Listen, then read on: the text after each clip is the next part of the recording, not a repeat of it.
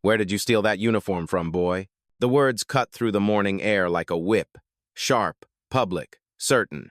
Every sound inside the Riverside Police Department lobby stopped the footsteps, the typing, the shuffle of paper. What remained was silence, and in the middle of it, a black man standing beneath the harsh fluorescent light. He did not flinch. He did not lower his gaze. His uniform was crisp, his shoes polished, the badge gleaming on his chest. Yet the look on Sergeant Mason's face said it all. Disbelief mixed with a dangerous confidence that this scene would end exactly as he wanted. Mason tilted his head, smirking.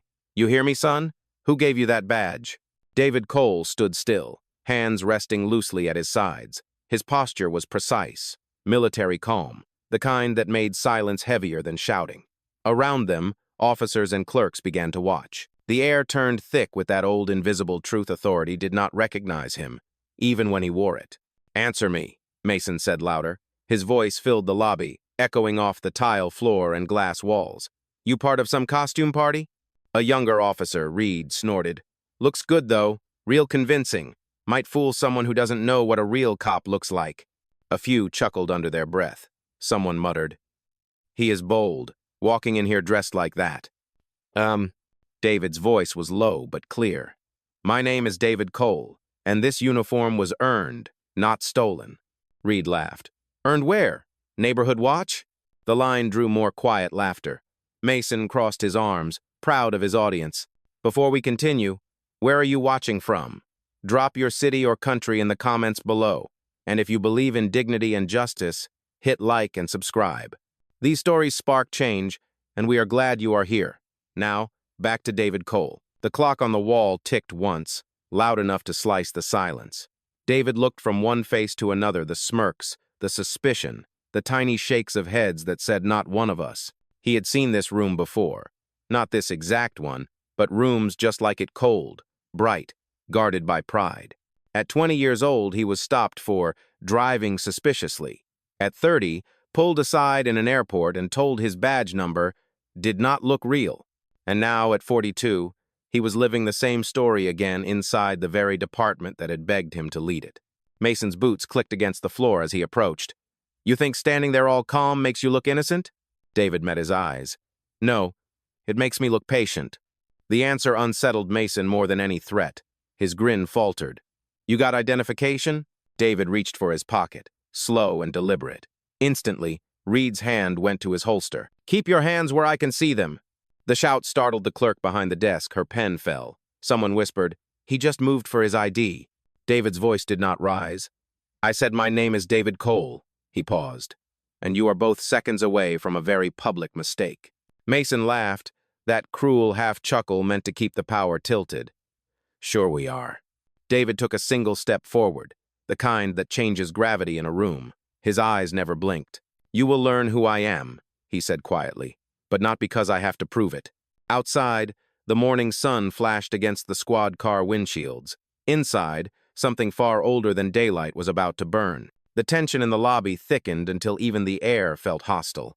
Sergeant Mason took another step toward David Cole, boots striking the tile like a metronome of control. "You think you can stroll into my station wearing that badge and not answer questions?" David's tone was calm, steady, measured. "Your station?" That single question landed harder than a shout. The officers nearby shifted uncomfortably. Mason's face reddened. "Until I am told otherwise, yes. Now, put your hands where I can see them." David's fingers twitched once, then went still. "I am not resisting, Sergeant.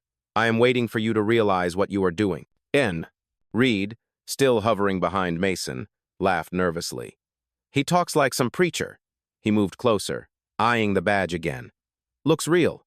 Maybe it is stolen from an evidence locker." The fluorescent lights flickered, a faint hum trembling above them. A woman from the front desk whispered to a colleague, "This does not feel right." The colleague muttered back, "Keep quiet. You want Mason on your back?" Mason barked again. "Last warning, turn around and put your hands behind your head." And David exhaled once, slow and deliberate, then turned halfway, not in surrender, but to face the flag mounted on the wall behind them. The gold threads caught the light. He spoke softly, almost to himself. "I wore this uniform to serve the people under that flag, yet here I am, treated like a thief for wearing it." Reed rolled his eyes. "Save the speeches. He reached for the badge pinned to David's chest. The movement was sudden, reckless. David caught Reed's wrist mid-air, not violently, but firm enough that the younger man froze. The sound of skin against fabric was sharp, final. Every head in the lobby lifted. "Let go of me," Reed growled. David released him at once. "Then stop reaching for what you did not earn." A murmur rippled through the room. Even those who had laughed before were silent now. Mason's jaw tightened. "That is it. You are done." He turned to two nearby officers. "Cuff him." Neither officer moved. They exchanged a quick glance. The kind that said, "Are we really doing this?" David's voice sliced through the standstill. "You are making a record of yourselves, gentlemen. Every second of this is being logged," Mason snapped. "You threatening us with a phone now?" David's eyes narrowed. "No, I am reminding you that justice has witnesses." Somewhere near the reception desk, a civilian woman had begun recording. The small red light of her phone blinked like an alarm. Mason turned sharply toward her. "Turn that off." She did not. Her voice trembled but carried clear. "The world needs to see this." David did not move. His gaze stayed fixed on Mason. "Go ahead, Sergeant," he said quietly. "Finish what you started. But when the truth comes out, remember you asked for this moment." The silence that followed felt like the pause before thunder. Something was about to break. The sound of the handcuffs snapped through the air like the click of a camera shutter, cold metal against warm skin. The crowd of officers and clerks froze as Sergeant Mason locked them tight around David Cole's wrists. "This is for impersonating an officer," Mason announced, loud enough for the whole lobby to hear. His tone was official, but his grin was personal. Reed stood beside him, breathing faster now. "We could book him for trespassing, too," he added. David looked down at the cuffs, his expression unreadable. "You believe control is proof of authority," he said quietly. "But this only proves fear." "Keep talking," Mason barked. "It will look good in the report." The woman filming near the desk whispered, "This is not right."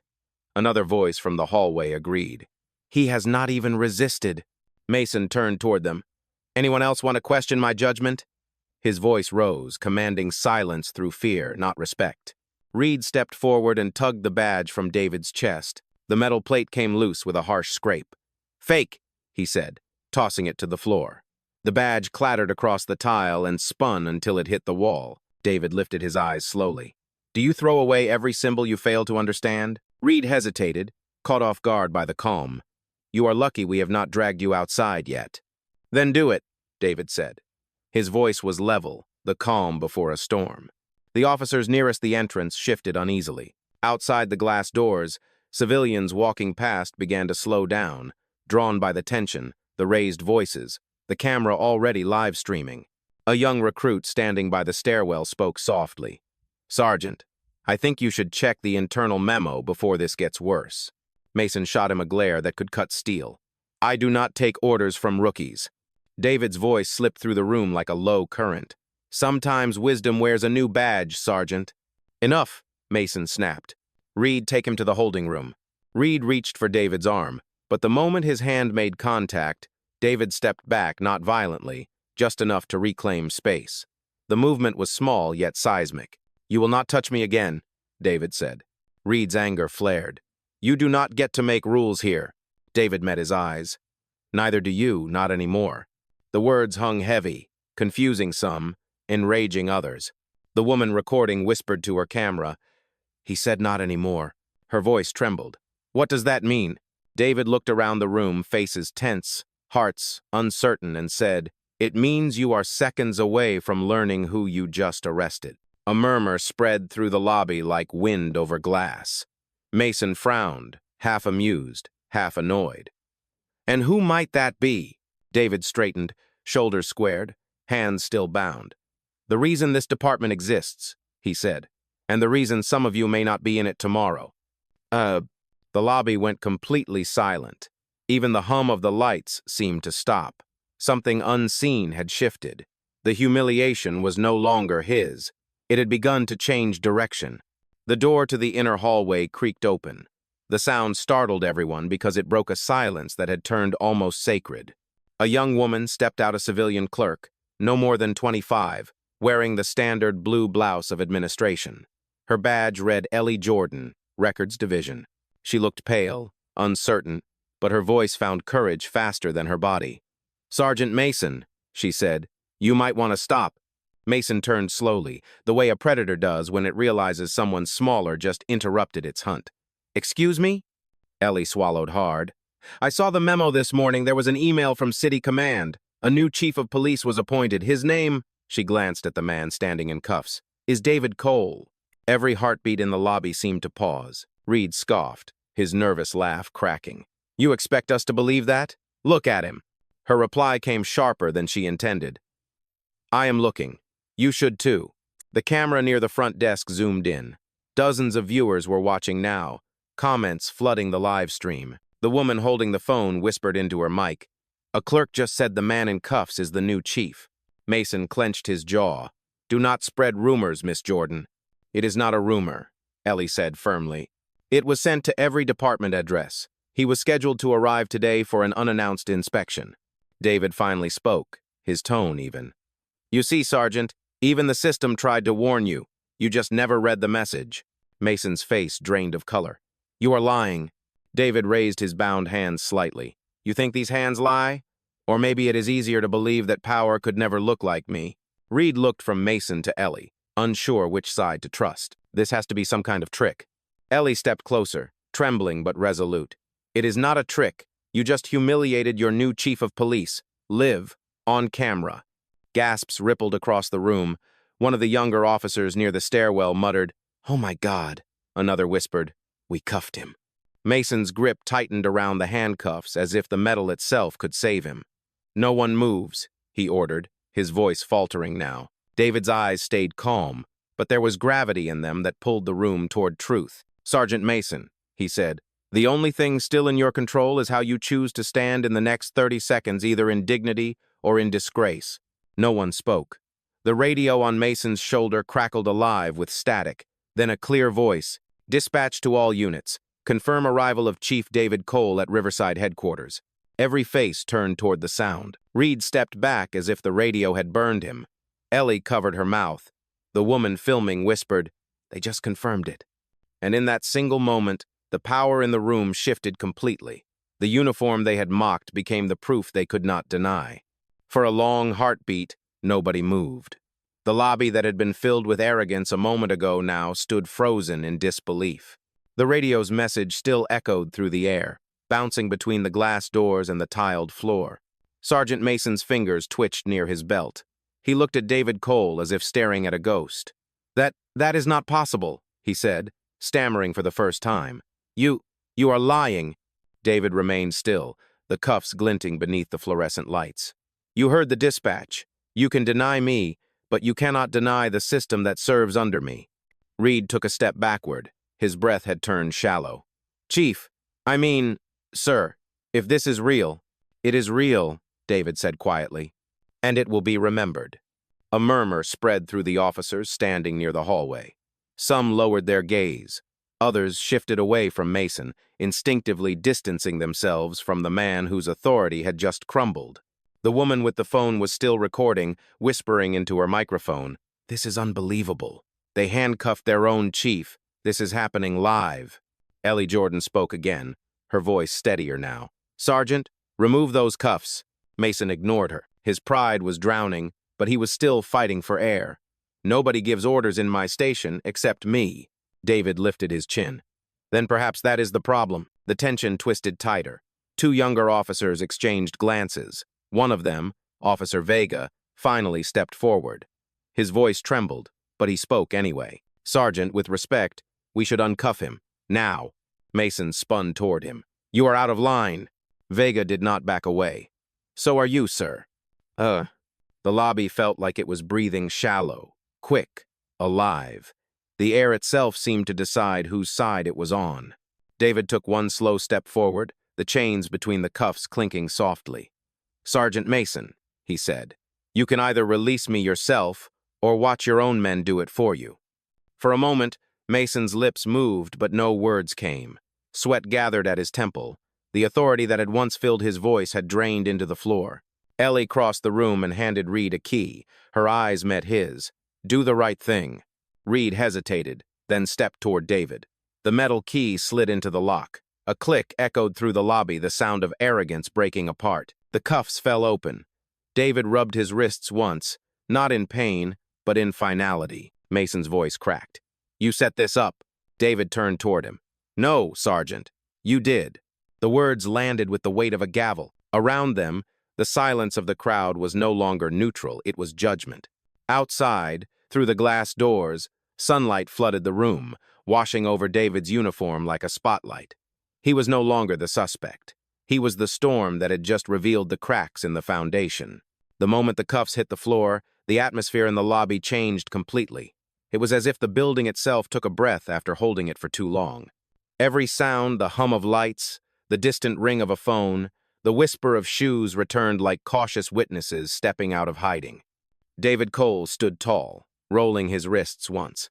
The faint red marks on his skin caught the light, quiet but undeniable proof of what had just happened. Sergeant Mason tried to recover his posture. He straightened his shoulders and forced his voice to sound firm. Everyone calm down, he said, though the order trembled. Let us handle this internally. Ellie Jordan turned toward him. You already did handle it, Sergeant. Everyone in this room saw how. A ripple of agreement moved through the officers. No one spoke directly, but the shift was visible in their faces. The power that had once belonged to Mason was evaporating. Reed, still holding the open cuffs, stared down at them as if they were something poisonous. Chief, he stammered. I did not know. David looked at him evenly. That is the point, Officer Reed. You never asked who I was. You only decided who I could not be. Reed swallowed hard and said nothing. Mason stepped forward again, trying to reclaim the space between them. Sir, there has been a misunderstanding. We were following protocol. David's voice was calm but heavy with finality. Protocol is meant to protect people, not humiliate them. What you followed was prejudice. The words hit Mason harder than a shout. His mouth opened, but no sound came out. The woman with the phone took another step closer, filming every frame. Her voice trembled with emotion. He is teaching them without yelling, she whispered to her audience. He is making them see.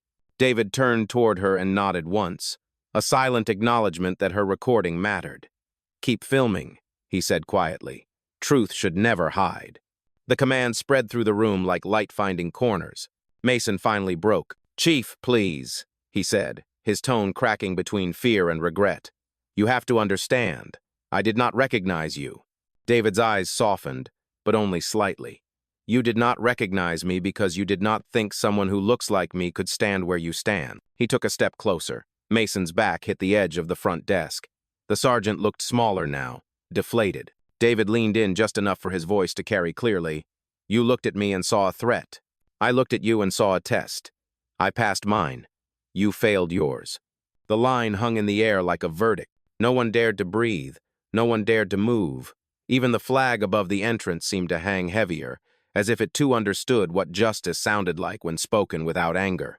In that silence, every officer in the room realized something undeniable leadership did not shout.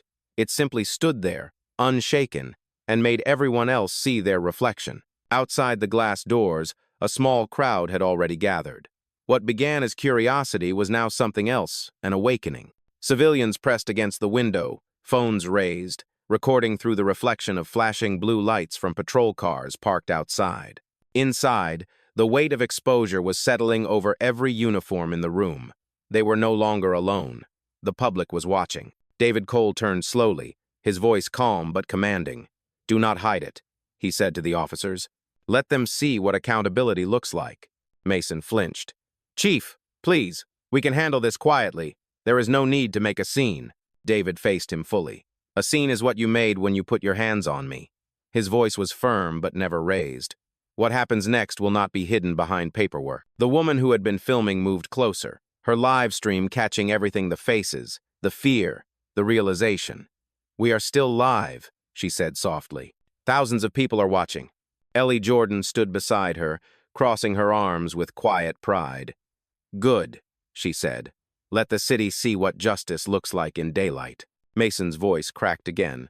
Chief, I was only doing my job. David's gaze was steady. Then your job needs rewriting. He walked to the badge that Reed had thrown earlier. It still lay on the floor, dented and dull. He picked it up, wiped it once with his sleeve, and held it at eye level. This symbol means nothing if the people wearing it forget what it stands for. Every word echoed, crisp, deliberate, carried by the microphone of 100 cameras. Reed looked down, shame carving new lines into his young face. "Chief," he said quietly, "what do we do now?" David turned toward him. "You listen, you learn, and you change. But first, you undo what you have done." Reed nodded, his voice barely above a whisper. "Yes, sir." The crowd outside erupted in murmurs. Some clapped softly through the glass. Others shouted words of encouragement. For the first time, the energy inside the building began to shift from fear to reckoning. Mason's hands trembled. "Chief, if this goes public, my career—" David cut him off gently. "Your career?" He stepped closer, lowering his voice. "You were willing to destroy a man's dignity in public, and now you are afraid of losing reputation in the same light? That is not injustice, Sergeant. That is balance." The statement struck like thunder in a clear sky. Ellie whispered to the woman recording, "He is not angry. He is exact." Outside, someone chanted his name, David Cole, followed by applause. He turned back to his officers. "Today, this department learns that the badge is not protection from accountability. It is a promise to face it first." Every camera caught his words. Every silence afterward was part of his power. David Cole stood there, the cuffs now lying open at his feet, and said quietly, "Justice does not need to shout. It only needs to be seen." And the world was seeing it. The lobby had turned into a courtroom without walls. Every camera phone was a witness, every glance a silent jury. David Cole stood at the center, not with the posture of a man avenging humiliation, but with the presence of someone restoring order. He reached for his radio, still clipped to his belt, and pressed the side button. "Dispatch," he said clearly. "This is Chief Cole. Begin internal verification protocol. Log timestamp and witness count." The radio crackled, then a voice responded immediately. "Copy that, Chief Cole. Protocol initiated. Confirming live feed from internal cameras." The announcement landed like a verdict. Mason's eyes widened. "Chief, wait." David interrupted, his tone even. "You said this would be handled internally. That is exactly what I am doing." The woman filming whispered to her stream, "He just activated the department's internal review in real time." Her voice shook with awe. Reed lowered his gaze, ashamed. "Chief, I take full responsibility. I did not mean—" David stopped him with a quiet gesture. "It is not about intention, Officer Reed. It is about impact. You cannot fix what you refuse to see." A murmur moved through the group of officers. Ellie Jordan stood tall beside the desk, arms folded, her expression unreadable but firm. "The report will show everything," she said softly. "The camera footage, the handcuffs, the comments, every word." Mason looked around, desperate to find support among his peers, but none came. Every officer who had once followed his lead now avoided his eyes. The hierarchy had inverted itself. "Chief," he pleaded, "I can explain." David's tone remained steady. "You already did, and the world heard it." Outside, the crowd had grown larger. News vans were pulling up, lights flashing. Reporters were speaking into microphones, their reflections visible through the glass. Ellie whispered, "They are here." David nodded. "Then let them record truth, not rumor." He faced the cameras directly. His voice carried the weight of a lesson long overdue. This department does not belong to fear. It belongs to justice. If a man can wear this uniform and still be treated as an intruder, then we have work to do. The crowd outside clapped, the sound muffled but powerful. Mason's lips trembled. "Chief, I am begging you, please do not end my career over one mistake." David looked at him for a long moment, eyes steady and calm. "One mistake is a lesson. Repetition is a choice. Which one was this?" Mason had no answer. David turned back to his radio. "Dispatch. Flag this incident for full review by Internal Affairs. Temporary suspension for Sergeant Mason effective immediately. Officer Reed will remain pending training reassessment." The radio confirmed. "Orders logged, Chief." David exhaled quietly. The crowd outside erupted in applause again. He looked around the room, his room now, and said, "Accountability does not destroy departments. It saves them." And in that moment, even his silence became leadership. The energy inside the Riverside Police Department lobby shifted again, but this time it was no longer tense. It was charged with something larger understanding. The officers who had once stood frozen in disbelief now stood straighter, not from command, but from conscience. David Cole took one step forward. His voice carried across the room, steady as thunder moving under the earth. Every officer here will remember this day, not because of the mistake, but because of what we do with it. He turned toward Ellie Jordan. Miss Jordan, please retrieve the internal broadcast feed. Connect it to every precinct monitor. Ellie hesitated for a second. Chief, all of them? All of them, David confirmed. Transparency must not have limits. She nodded quickly and began typing into the terminal at the front desk. Within seconds, the lobby's surveillance screens flickered and came alive. Across the city, in every station room, in every hallway where officers gathered, the feed appeared. David standing, Mason beside him, and the entire department watching. Mason's shoulders slumped. Chief, please, there must be another way to handle this. David turned to him calmly. There is always another way, Sergeant. But the truth must be seen by the people who wear the same badge as you. Reed stood silent, his gaze locked on the floor. The sound of the crowd outside filtered through the glass, steady like rain.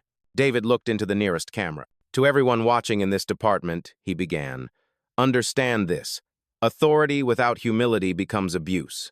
A uniform without respect becomes a costume. And silence in the face of injustice is complicity. Every syllable fell like a hammer. Clear, deliberate, unhurried. He continued, when you put on this uniform, you represent the entire community, not just the ones who look like you, think like you, or agree with you. Today is not a scandal, it is a mirror. Look into it. A deep stillness filled the lobby. Mason's jaw trembled. He whispered, you planned this. David shook his head slowly. No, you did. The officers watching the broadcast across the city began to text and call into headquarters. Messages flashed across Ellie's terminal screen. Is this real? That is the new chief? We are watching live. David looked back to Mason. You called this your station. You treated me like an outsider. But I am not the outsider here. The behavior you displayed is, and that behavior ends today. The silence that followed was not empty. It was full of reckoning. David turned toward the camera one last time. If you are wearing this badge right now, remember, no one is above accountability, including me. The power we hold is not a weapon. It is a responsibility. Outside, the crowd cheered, their applause shaking the glass doors. David Cole lowered the radio from his belt, clipped it back into place, and said quietly, let the record show change begins today. The statement marked the turning point. The humiliation had become history. The leadership had become legend. The broadcast ended, but the silence that followed was heavier than applause. It filled every corner of the Riverside Police Department like a living thing, pressing against the walls, the windows, the conscience of everyone present. David Cole stood in the center of the lobby, still and composed. Around him, officers lowered their heads, the weight of realization settling like dust after a storm. The world outside could be heard faintly, voices chanting his name, the rhythm of cameras clicking, but inside, there was only truth. Ellie Jordan turned off the terminal feed and whispered, Chief, it is done. Every precinct saw it. David nodded once. Then let them reflect, not react. Reed finally stepped forward, his voice unsteady but sincere. Chief, I want to apologize. I was wrong. I saw a uniform and assumed it did not belong to you. I let my habits speak before my mind did. David looked at him, not with anger, but with something deeper expectation. Apologies are words. Change is proof. Which one will you choose? Reed swallowed and nodded. Change, sir. Mason stood apart from them, silent, the authority drained from his face. He looked older than he had 10 minutes ago. The lines around his eyes were no longer signs of power, but of regret. Chief, he said quietly, you have every right to remove me. But before you do, I need to say something. Oh, David faced him without a word. Mason continued, his voice cracking. I became an officer 20 years ago because I believed I could make a difference. Somewhere along the way, I forgot what that meant. You reminded me today, just not in the way I expected. David's expression softened slightly. Then use the reminder. Let it rebuild you, not break you. Mason nodded slowly, his eyes glistening. Yes, Chief. Ellie stepped closer, holding a printed log from the system. The official record is complete. The timestamp begins from the moment you entered the building. Nothing has been deleted. David took the paper and read the first line. Entry, Chief David Cole, unannounced arrival for leadership evaluation. He folded the page neatly. Keep it that way. The truth must live where the lies once stood. The crowd outside had grown louder now, chanting "Justice for all," in a steady rhythm that seeped through the doors. David turned toward the sound, his reflection caught in the glass. "They are not cheering for me," he said quietly. "They are cheering for the idea that justice finally walked into this building and stayed." Ellie smiled faintly. "It stayed because you did not shout." David nodded. "Justice does not shout. It simply arrives and waits for everyone else to catch up." The lights above flickered once more, but this time the hum felt softer, almost reverent. The station that had humiliated him an hour ago now stood as proof of its own lesson. And for the first time that morning, the Riverside Police Department truly felt like a place of law. The sunlight had shifted by the time order returned to the Riverside Police Department. It streamed through the tall glass doors, spilling across the marble floor like a quiet verdict. The building felt different now, humbled, awake, almost breathing again. David Cole stood before the officers, no longer surrounded by disbelief but by reflection. He could see it in their eyes, the uncomfortable clarity that comes after a storm. The arrogance was gone. What remained was possibility. He turned toward Sergeant Mason, who stood with his hands clasped, shoulders lowered, waiting for judgment. "Sergeant," David said, his tone deliberate but not cruel. "You once told me this was your station. Tell me, does it still feel like yours?" Mason hesitated, then shook his head slowly. "No, sir. It never was. I just thought it was." David nodded once. "That is the first honest thing you have said today." Reed took a step forward, his voice firm though still trembling. "Chief, I will take whatever consequence you decide, but I need to know if I can earn back your trust." David studied him. "Trust is not given back like a returned badge, Officer Reed. It is built, one decision at a time, and it begins now." He turned toward the crowd of officers watching from the edges of the room. "All of you witnessed what happened here. You will carry this memory into every call, every arrest, every interaction, because what you saw today was not only failure, it was the beginning of reform." Ellie Jordan stood beside him, holding the printed transcript of the internal recording. David gestured toward it. "This document will remain unsealed. It will be accessible to every member of this department, not as punishment, but as instruction." A murmur of agreement spread through the ranks. Some nodded, some looked away, but no one disagreed. Mason lowered his head. "Chief, I understand if I must leave the force." David's gaze held steady. "You will not leave. You will stay. But you will no longer command anyone until you learn what command truly means." Mason's eyes filled with emotion, gratitude mixed with shame. "Yes, sir." David turned slightly, speaking now to everyone in the room. "Authority is not the power to humiliate. It is the power to lift others without losing yourself. If you cannot do that, you do not deserve the badge." The lobby fell silent again, but this silence was different. It was respect. Through the glass, the chants outside softened to applause. The city was no longer watching a scandal. It was watching leadership rebuild itself in real time. David looked toward the door, then back to his officers. "Today we clean this house. Tomorrow we serve this city. And from this moment forward, justice will no longer wait in the parking lot. It will walk through the front door." His words lingered in the stillness like a promise. For the first time since the confrontation began, everyone in uniform saluted. Not out of fear, out of belief. The afternoon sun hung higher now, pouring golden light through the glass walls of the Riverside Police Department. Dust motes drifted in the beam like suspended seconds of peace. The chaos was gone. The lesson had settled. David Cole stood alone for a moment in the lobby that had nearly stripped him of dignity. The same space that had echoed with suspicion now carried only the quiet hum of renewal. The metal cuffs still lay on the floor where they had fallen, untouched, a silent monument to ignorance defeated.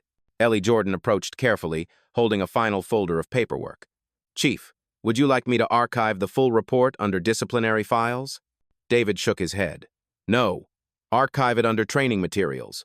Let the next generation study how fast a uniform can lose its honor and how fast it can regain it." Ellie nodded, eyes shining. "Yes, Chief." Outside, the crowd had begun to disperse, but many lingered on the steps, waving, clapping softly as if saluting something sacred. Reed stood near the doorway, still wearing the weight of humility. "Chief, thank you for not ending my career," he said quietly.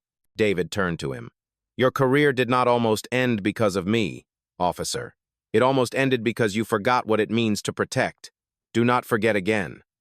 Reed nodded once, his voice almost a whisper. I will not, sir. Oh, Mason stepped forward, hat in hand, his face drawn but steady. Chief, I will rebuild what I broke, starting with myself. David looked at him for a long second. Then start by listening more than you speak. Yes, Chief, Mason said, his voice low but resolute. David walked toward the main doors, each step echoing with calm authority.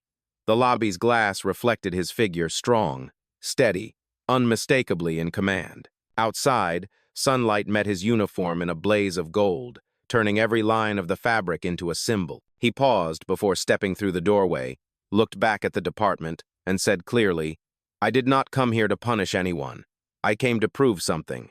That dignity is not granted by rank. It is revealed by how you treat the powerless. Ellie stood behind him, holding her breath.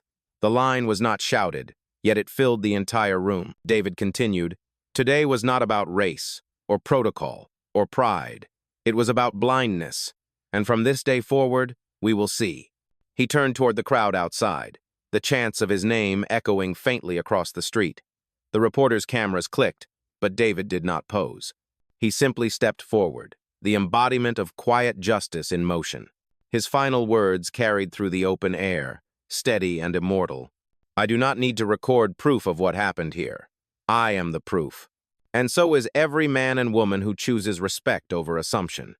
Then he walked into the sunlight, leaving the doors open behind him so that truth finally could walk in too.